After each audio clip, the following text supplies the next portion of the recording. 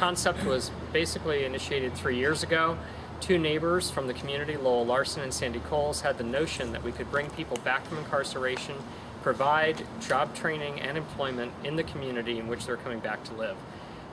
Barclay is a neighborhood of roughly 2,100 homes, of which 600 are being redeveloped. 476 of the houses are being torn down to make way for that redevelopment.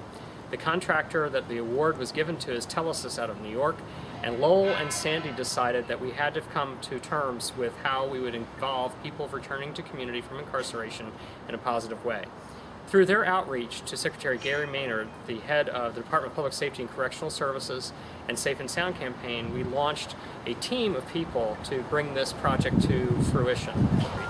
The way that we did this was we got a small grant from the Annie E. Casey Foundation to seed the project, and then we're subsequently able to leverage that into getting ARRA funding through a community services block grant. The house behind me, or the vacant gap between houses, was actually taken down by 9 men returning from incarceration in 6 days by hand. 9 men have been employed for a longer period of time learning construction trade skills and the new green economy of deconstruction, where we take apart a house by hand and repurpose materials, not just come in with a wrecking ball and basically take down a house in 2 days, employing 2 people and hauling everything off to the dump.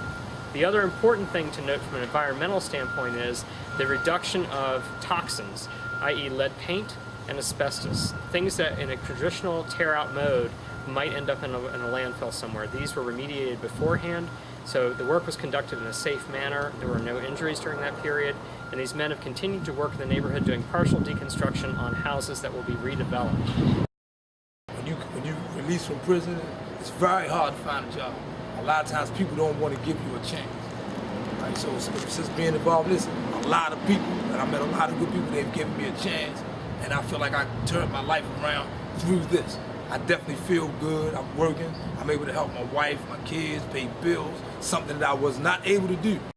A lot of the stuff wasn't necessarily reusable to say you could build something else with it or sell it to someone else. Donated. Yeah, so it was all donated, or again, like the bricks were turned into something else, the sheetrock was turned into something else. It was all reused. Not necessarily. Like recycled, it was reused, but it wasn't resold. For profit. There was no profit involved. I would say to cut that program, you be basically hurting a lot of people. You're hurting a lot of people, a lot of families. They're not even giving them a chance or opportunity. And the key to anybody is giving them a chance. I think we accomplished something again that everybody was skeptical, didn't believe that we could do. We have the skills to keep doing it, except now the money is gone, so we're hoping that we can get some more so we can continue.